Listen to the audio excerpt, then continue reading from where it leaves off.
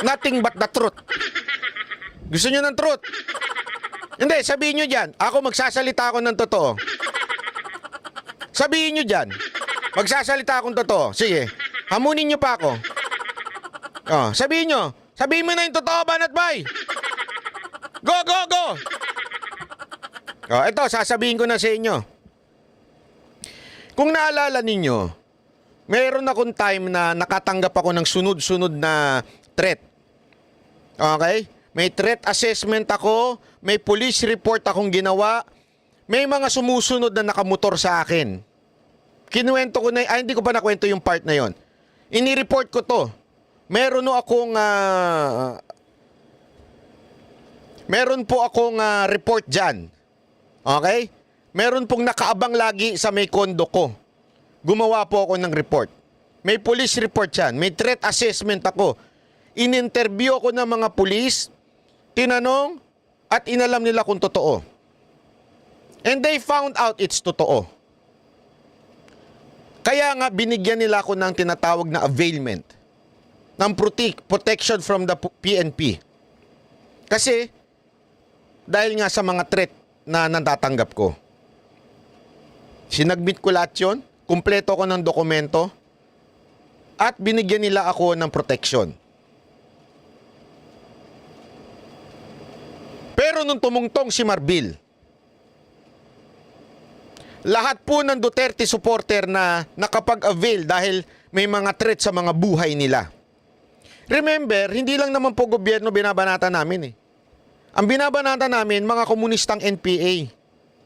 Hindi ako takot sa kalaban sa oposisyon. Pero lagi akong winawarningan na ang mga NPA ay traidor. Traidor ho sila. Alam ko ho yan. Yan, nag-aantay lang ng pagkakataon na pag humina ka, dun ka babanatan. Kaya I never, ever na ibinaba ang security ko. Talagang lagi akong aware.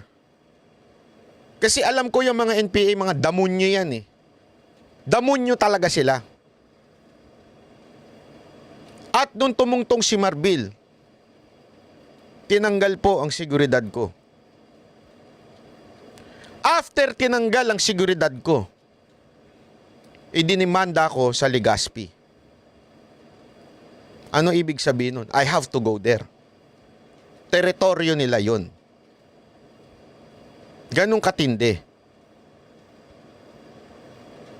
Kaya nga alam nyo, sabi ko nga sa inyo, huwag kaming banateros ang pagbibintangan ninyo na kami pa yung bayaran. Gago ba kayo? Kami ang naaalangan sa mga buhay namin dito. Kami ang bumabanat dito. Anytime pwede kaming galawin. Hanggang PNP chief binabanata namin. Wala kaming takot na banata ng PNP chief kung mali siya. Nung una, pinagbigyan ko ng... na-recall ng PNP ko pinagbibigyan ko, pinupuri ko pa nga siya pag may maganda siyang ginawa. Pero this time, abusado na eh. Mantakin mo, hindi lang pala siya, akala ko nga nung una, kinonfirm ko ito eh. Kay Pangulong Duterte, tinanggalan din ng PSPG. Kasi tandaan ninyo, karapatan niya ng Pangulo, dating Pangulo. Ang nandiyan sa kanya ngayon, yung PSG. Kasi nasa batas yan. Pero yung PSPG, dinadagdag yan. Tinanggal yan. Kay Baste, tinanggal din. Pinarusahan pa nga ang ginawa, ibinabad sa checkpoint yung kanyang security. Tapos mismong si Bongo tinanggalan din. Kaya nga sabi namin, sige, okay lang, walang problema. Karapatan nyo yan. Karapatan nyo yan eh. It is a privilege. Okay. Even if alam naming delikado kami sa buhay namin. Hindi ako, nag-tone down ba ako? Nag-tone down po ba ako? Although we can hire private security, which I did. Pero ang tanong, eto,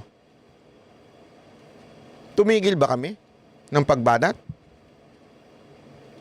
Hindi. Lalo nga kaming dumiin. Bakit to? Ay, hindi. Laban ko laban. Kasi kung kaya nyong gawin to sa amin, hindi ko pwedeng hindi ipaglaban ang mga ordinaryong Pilipino. Alam nyo, nag-isip na ako eh. Nag-isip na ako itigil. Sabi ko, tangina, this is not worth it. Ito to be honest this is not worth it. Napaisip na ako dun eh. Bakit? Tangina, may kaso.